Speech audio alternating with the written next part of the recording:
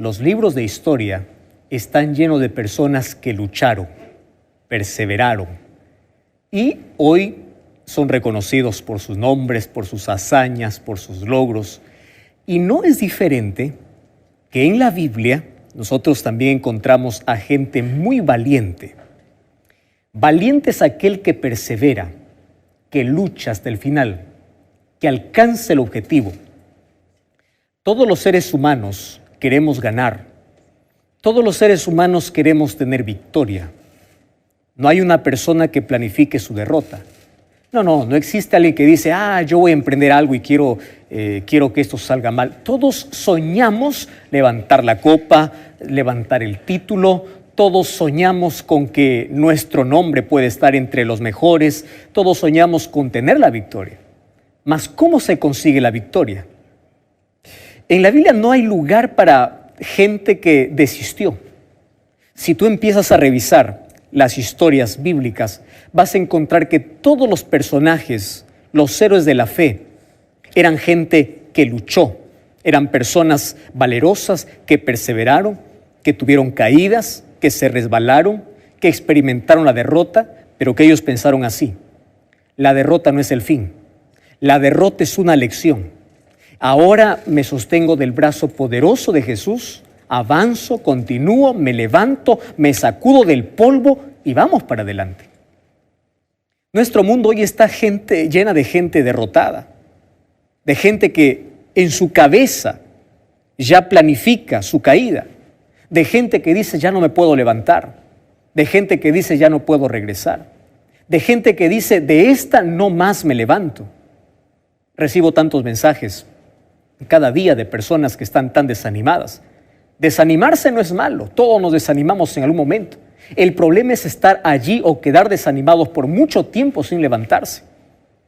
Caer en la vida es parte de la vida, es parte del aprendizaje. Todos fracasamos, todos cometemos un error. El problema es acostumbrarse tanto a ese fracaso y decir, yo de aquí no me levanto más. Ese es el problema. Ahora, ¿cómo tener victoria? Porque todos anhelamos tener victoria. Hace algunas semanas una persona me escribió contándome una historia realmente sorprendente. Sabes que yo me quedo impresionado con historias que me cuentan allí a través del Facebook, de una página que tengo, y de personas de diferentes partes del mundo. Me quedo sorprendido con algunas historias que me estremecen. No voy a mencionar el nombre de la persona que me escribió. Y me escribió situaciones y situaciones en su vida, tanto así, tanto le iba mal desde pequeño, desde que vino a este mundo, él no fue deseado. Tanto le iba mal en la vida que él me escribió y me dijo así: pastor, yo no nací para ser victorioso. Yo nací para ser derrotado. No nací para levantar la cabeza. Yo nací para andar arrastrado por esta vida. Me tocó tanto esa expresión. Y después de haber entendido el contexto en el cual él vivía, el contexto del cual él salió, el contexto en el cual él nació, y yo me quedé pensando y dije, ¿cómo hay personas que tienen todo en su contra? Hay personas que ya nacen teniendo muchas cosas en contra y hay personas que originan cosas en su contra. Es decir, toman decisiones equivocadas. Ahora, Dios puede restaurarte, Dios puede levantarte hacia la victoria, no importa el pasado que tengas, las decisiones malas que hayas tomado, la familia del cual vengas, las circunstancias del cual tú estés rodeado. Dios te puede levantar aún de las cenizas. Dios te puede levantar de donde tú estás arrastrado, del pozo más profundo. No existe pozo más profundo, más grande que el brazo de Dios. No existe. Entonces, Dios te puede restaurar. Ahora, ¿cómo lo logra eso, pastor? Estoy experimentando el fracaso. Persevera, lucha, levántate, confía, déjate abrazar por las promesas de Dios. Ten fe, ten actitud, ten optimismo. Y hoy te voy a mostrar con un ejemplo bíblico, con alguien que tenía muchas cosas en su contra, no por circunstancias de la vida, sino por circunstancias que él mismo provocó. Entonces yo te quiero llevar a la Biblia, al libro de Génesis, capítulo 32. En sí la historia del personaje que te voy a contar hoy no comienza en el capítulo 32, comienza un poco antes. Y es que allá, en el antiguo cercano oriente, existía una pareja, Isaac y Rebeca, que tuvieron 2 hijos maravillosos, gemelos. Yo no sé si tú tienes hijos gemelos o si eres padre de gemelos o tienes familiares que son gemelos. Es interesante, ¿verdad? Cómo ellos pueden nacer en el mismo día, pueden estar en el mismo vientre y poder allí permanecer juntos. Solo que eso no garantiza que estén unidos toda la vida. Allí en el vientre de Rebeca habían gemelos. Uno se llamó Jacob y el otro se llamó Esaú. Hoy te voy a contar de una manera rápida la historia porque puede ser que tú conozcas y si no la conoces puedes abrir la Biblia. Desde el capítulo 27 de Génesis vas a encontrar esta historia. Realmente es fascinante. La historia comienza el momento que nacen estos gemelos. La historia de los padres es otra, pero la historia de este hombre que te voy a contar comienza en su nacimiento. Por circunstancias inexplicables, por circunstancias de la vida, él desde que nació quiso ser victorioso. Él ya era victorioso, pero él quiso nacer primero. Tanto así que en su nacimiento sorprendió a las parteras o a quienes estaban viendo aquel nacimiento, que el brazo de Jacob estaba agarrado al talón de Esaú, como diciendo, yo quiero ser primero al nacer. Entonces, cuando nacieron, y ya estaban allí los 2 gemelitos del mismo tamaño, tan parecidos, estaban juntos en el vientre de mamá por 9 meses, ahora están juntos iniciando la vida. El padre les llama a uno Esaú y al otro le llama Jacob.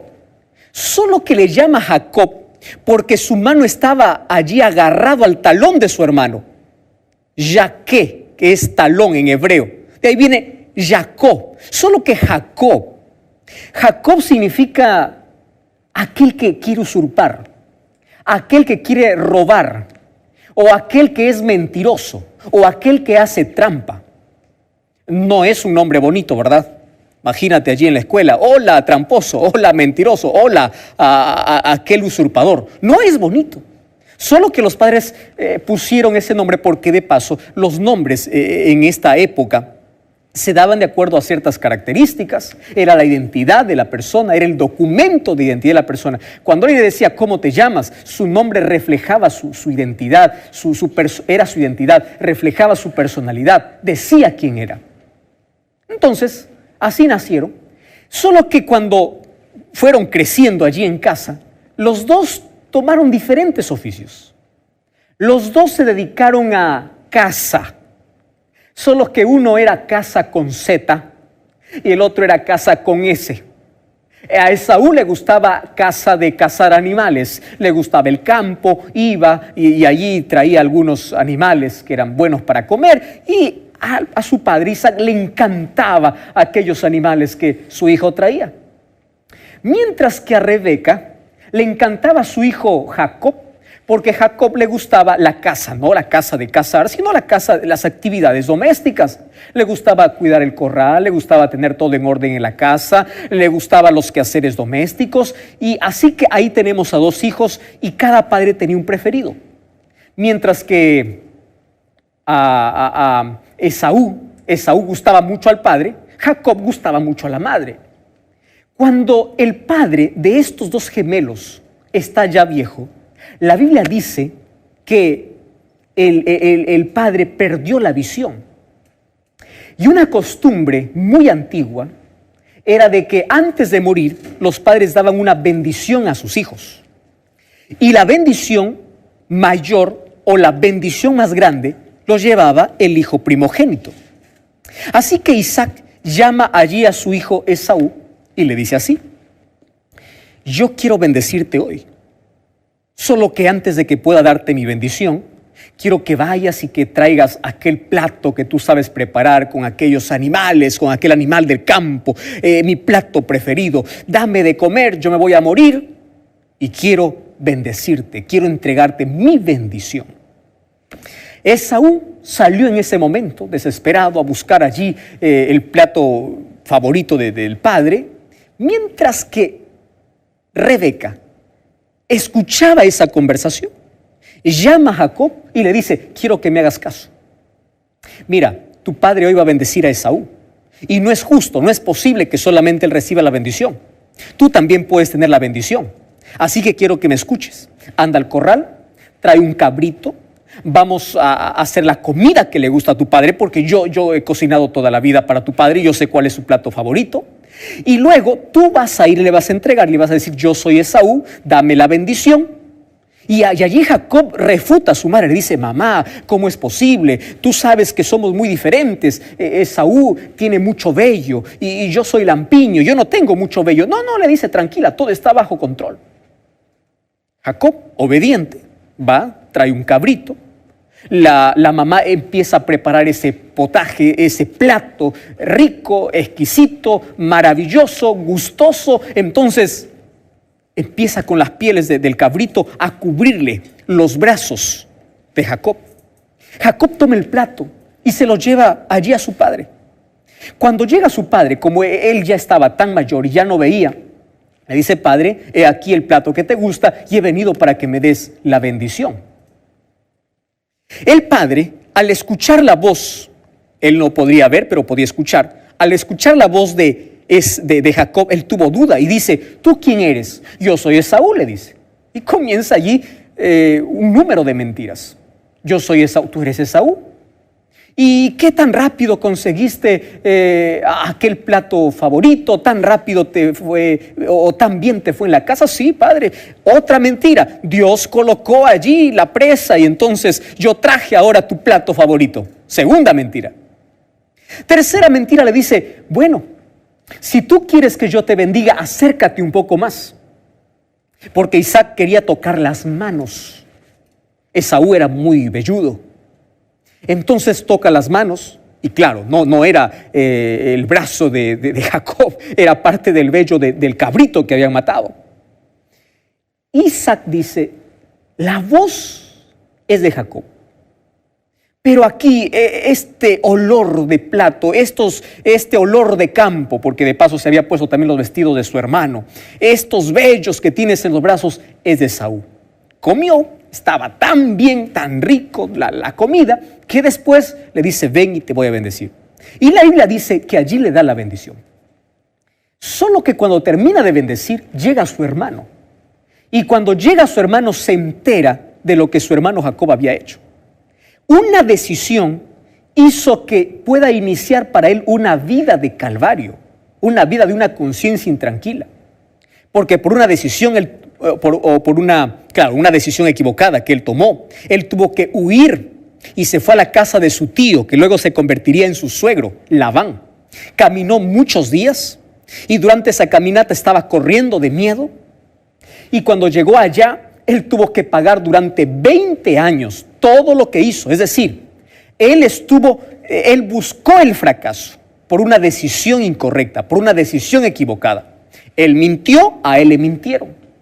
¿Recuerdas tú la historia cuando Jacob se enamoró de una de las hijas de Labán? Le dice: mira, ¿cuánto quieres para que me entregues tu hija? ¿Y por qué le hace esa pregunta? Porque antes, aquellos que iban a hacer el trato para un matrimonio, el padre siempre pedía una dote, es decir, pedía tierras, pedía dones, pedía dinero, pedía cualquier cosa por la hija que le estaba entregando. Era parte de la cultura. Entonces, allí Jacob le dice: mira, yo no tengo dinero, yo no tengo tierras, yo no tengo herencia, yo no tengo nada, yo voy a trabajar para ti. Labán le dice: está bien, trabaja para mí, pero si quieres llevarte a Raquel, entonces tienes que trabajar 7 años. La historia dice que esos 7 años pasaron volando para él, y cuando llegó el día de matrimonio, allí empezó a pagar una de las cosas que él ya había hecho, porque le mintieron. En lugar de entregarle a Raquel, le entregan a la hija mayor, que era Lea. Y le dice Labán: bueno, si quiere la otra, entonces tienes que trabajar 7 años más. Y trabajó 14 años por Raquel. Solo que después trabajó 7 años más. Y en esos 7 años más que trabajó para su suegro, en esos 7 años fue cambiado su salario, le mintieron, le estafaron. Durante 21 años, Jacob tuvo que pagar las consecuencias de robar un día la bendición. Mira, a veces un minuto de placer, a veces un día de diversión puede arruinarnos la vida y puede traernos consecuencias terribles. Sin embargo, Dios no le abandonó. Y Dios puede restaurarte del pasado más oscuro, porque Dios tiene poder para revertir las cosas. Dios tiene poder para llevarte a la victoria. Yo imagino entonces la vida de Jacob era una vida de remordimiento. Era una vida de cada vez que le iba mal, él decía, yo estoy pagando lo que hice. ¿No sucede así con nosotros los seres humanos? Cada vez que algo nos sucede, nos recordamos, estoy pagando algo. Y cada vez que le era engañado, decía, tiene razón, porque yo también engañé. Una persona con tantos complejos, con una carga, con tanta culpa, que necesitaba liberarse de ese pasado.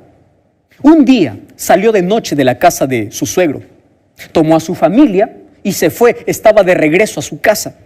Solo que durante 21 años él había pedido perdón a Dios, pero nunca había pedido perdón a su hermano.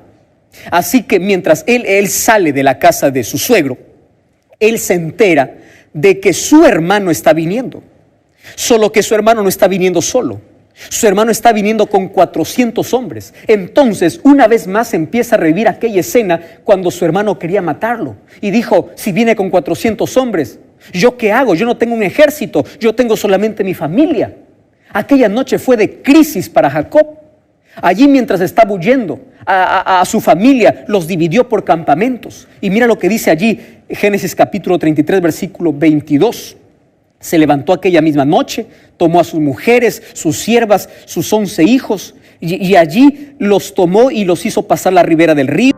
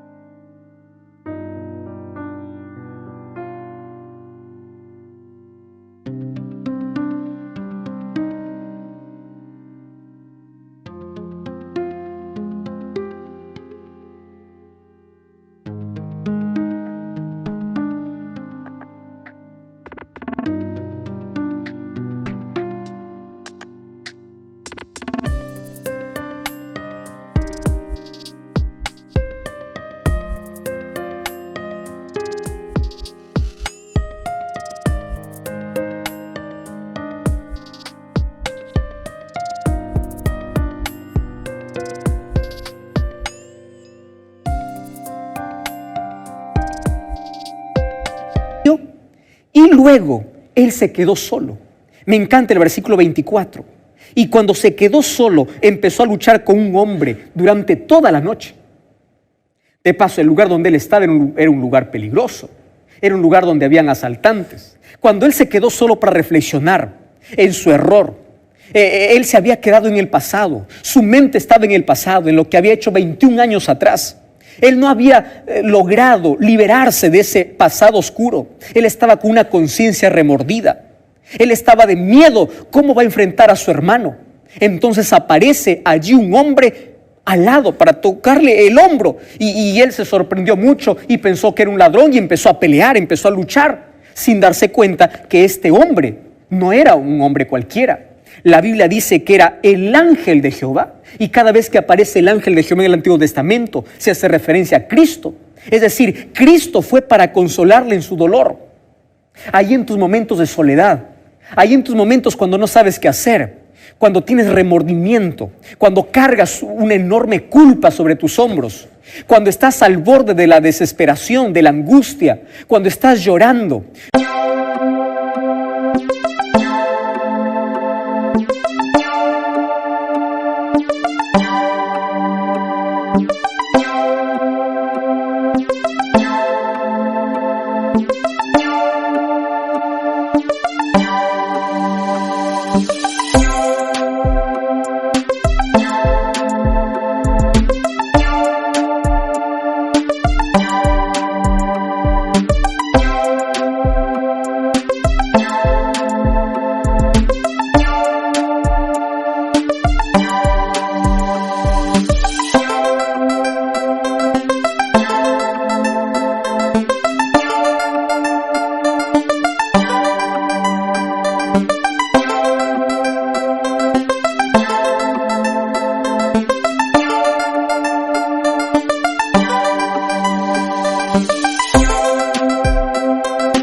Cuando estás allí al borde del peligro, de la muerte, alguien te toca el hombro y a veces puede asustarte sin saber que es Jesús. Y allí Jacob empezó a luchar y a luchar y luchó toda la noche. Yo me quedo sorprendido con esta historia. ¿Y sabes por qué? Porque Jacob no desistió. Y en un momento él se da cuenta que con quien está luchando no es un hombre cualquiera, no es un hombre común, sino es un ser divino, es un ser celestial.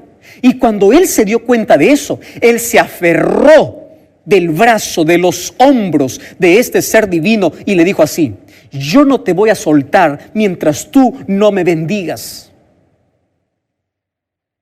Esa fue la noche de victoria para Jacob. Yo no te voy a soltar. El secreto de la victoria estaba en perseverar en la oración. Él sabía que estaba en la presencia de Dios. Y le dijo: yo no me levanto, yo no te dejo a menos que tú no me bendigas. Mi vida está en peligro, estoy en riesgo. Bendíceme. ¿Y sabes qué le dice